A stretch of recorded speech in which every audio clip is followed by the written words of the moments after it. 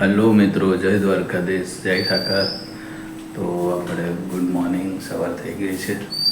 આપણે સવારમાં છે ને વરિયાળી ગરમ પાણીમાં નાખીને બનાવીએ છીએ.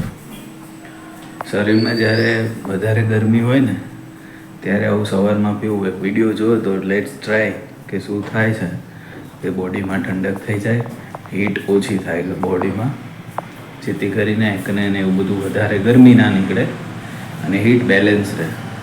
હવે આપણે સવારના કેટલા વાગી છે? 8:25. હવે આપણે થોડી એક્સરસાઇઝ નહીં કરી લઈએ અને પછી મળીએ. એકદમ ક્લીન છે.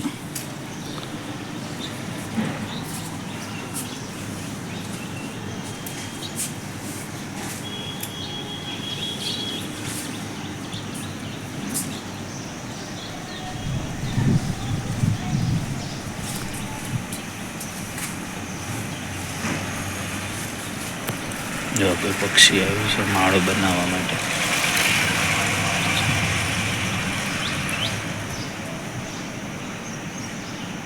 કઈ ગોતે છે.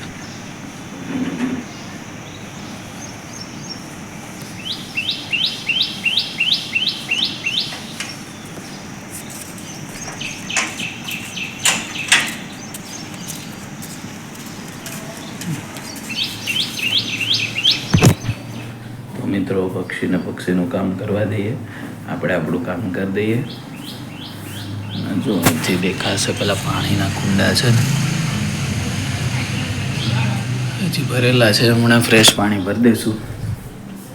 થોડી એક્સરસાઇઝ ને એવું કરી લે પછી તમને મળીએ.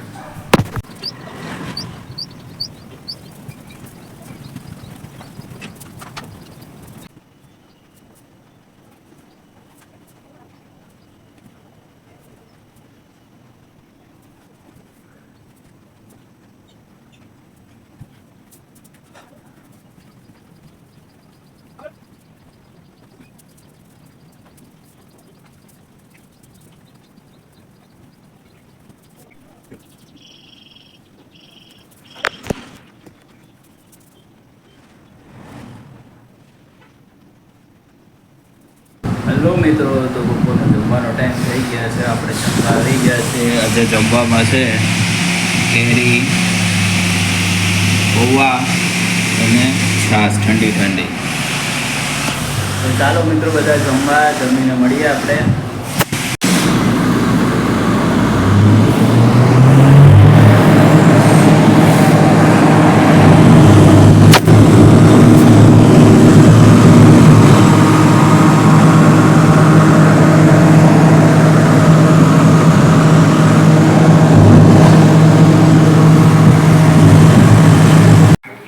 હેલો મિત્રો, તો આપણે હવે ઇવનિંગ વોકનો ટાઈમ થઈ ગયો છે, તો આપણે ચાલવા માટે જશું. હું દરરોજ આપને કહું છું કે ગમે ત્યાં તમારી આજુબાજુમાં હેલ્ધી રહેવા માટે કોઈ પાર્ક અથવા ખાલી રસ્તો હોય અથવા ધાબા ઉપર અગાસીમાં રોજ અડધો કલાક ચાલી લેવું જોઈએ, જેથી કરીને બ્લડ સર્ક્યુલેશન સારું રહે, હાર્ટ હેલ્થ સારી રહે અને તમારે જે એક્સ્ટ્રા ફેટ હોય એ પણ બંધ થઈ જાય. એટલા માટે વોકિંગ કરવું ખૂબ જરૂરી છે મિત્રો.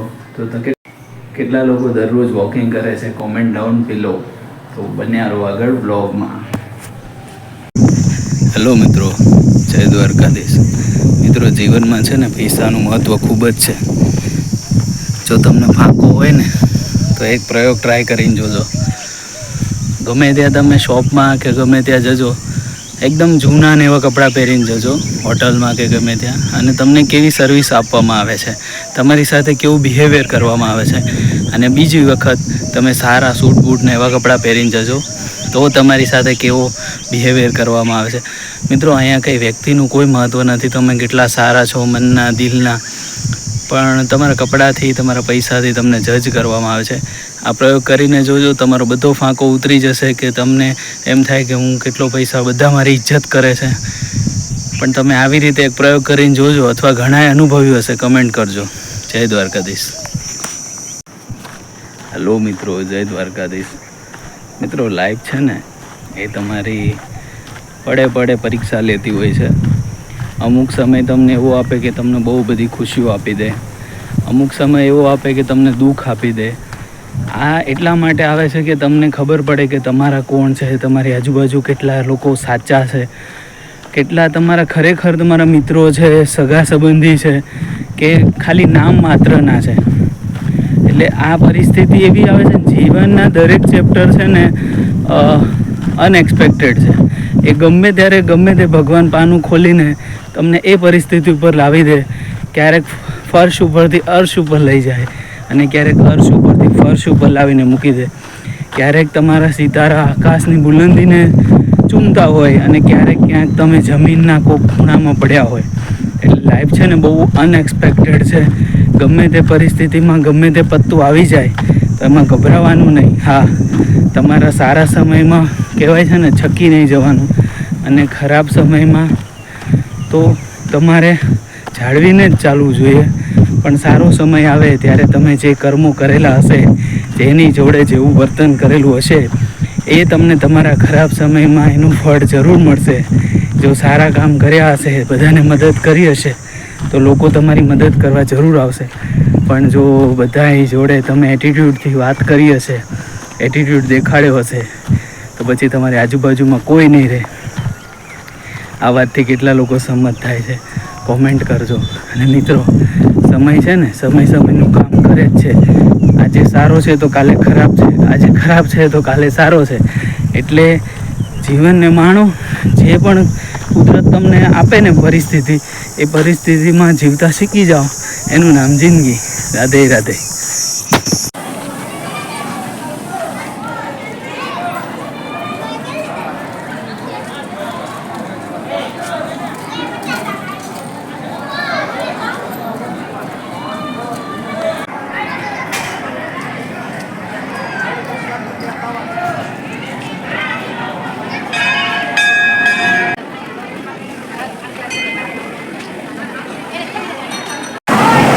મિત્રો, તો આપણે દર્શન થઈ ગયા છે અને આપણે મંદિરની બહાર થોડીક વાર માટે બેઠા છીએ.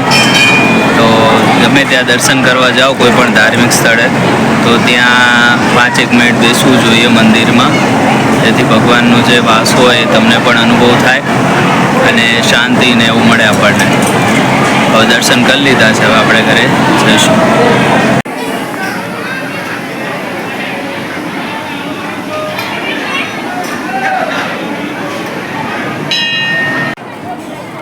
મિત્રો, તો આપણે દર્શન થઈ ગયા છે, આપણે દર્શન કરી લીધા છે.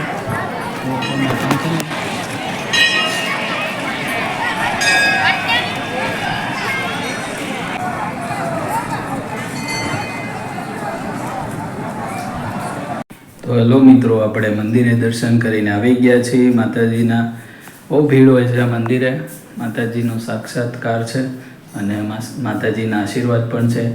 મિત્રો, જીવનમાં છે ને થોડું આધ્યાત્મિક રહેવું જોઈએ આપણે. ભજન ભક્તિ બધું શરૂઆતની ઉંમરમાં જ કરવાનું. એવું નહીં ઉંમર ક્યાં છે હજી આપણી, તો આપણે તો યંગ છીએ. ના, સ્પિરિચ્યુઅલ તો તમે હોવા જ જોઈએ. કે તમને જ્યારે કોઈ મદદ નહીં કરે ને, ત્યારે ભગવાન મદદ કરશે. ભગવાન ભરોસે બધું હોય છે.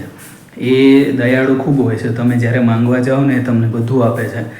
એટલે કોઈ પણ ઉંમર હોય તમારી, પણ નજીકનું કોઈ મંદિર હોય, ધાર્મિક સ્થળ હોય, તો અઠવાડિયાનો અમુક દિવસ હોય, શનિવાર હોય તો હનુમાન દાદાને ત્યાં, મંગળવાર છે મેરડી માને ત્યાં, ગણપતિ દાદાને ત્યાં, રવિવાર હોય તો ખોડલમાને ત્યાં.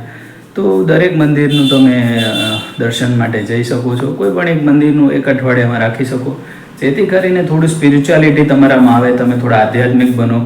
અને તમારા જે પણ દુઃખ દર્દ હોય, તમે બસ મંદિરમાં જઈને, ત્યાં એટલી બધી પોઝિટિવિટી હોય. મંદિર કેમ કહેવાય છે? મંદિરમાં બહુ પોઝિટિવિટી હોય.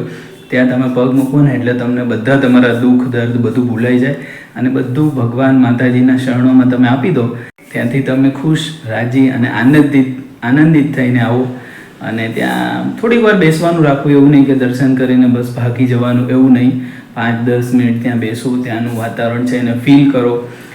ત્યાં હંમેશા છે ને મોજા પહેર્યા તો મોજા કાઢીને જ મંદિરમાં પ્રવેશ કરવો. જે મંદિરની પોઝિટિવિટી હોય ને, એ તમારા અંદર આવે. એટલે ક્યારે પણ મંદિરમાં મોજા પહેરીને નહીં જાઓ, મોજા બહાર કાઢીને. તો મિત્રો, તમે કયા મંદિરે જાઓ છો? કોમેન્ટ જરૂર કરજો. અને જીવનમાં જરૂરથી જરૂર અઠવાડિયાનો એક દિવસ તો હોવો જ જોઈએ કે તમે અડધો કલાક પ્રભુ માટે કાઢી શકો. કોઈ પણ મંદિર નજીકમાં હોય તેનું દર્શન કરવા જરૂર જવું જોઈએ. આગળ બ્લોગમાં બન્યા રહેજો. હજી સુધી આપણી ચેનલ સબસ્ક્રાઈબ ના કરી તો જલ્દીથી સબસ્ક્રાઈબ કરી દેજો. અને જેટલા પણ હું વિડીયો મૂકું મિત્રો, લોંગ વિડીયો પણ હું મૂકું છું. આ જે છે તો એક જ ખાલી મને થોડીક પેલું છે કે લોંગ વિડીયોમાં બહુ વ્યૂઝ નથી આવતા. તો મિત્રો બની શકે તો મારા લોંગ વિડીયો પણ તમે ખાસ જોજો. રાધે રાધે, જય દ્વારકાધીશ.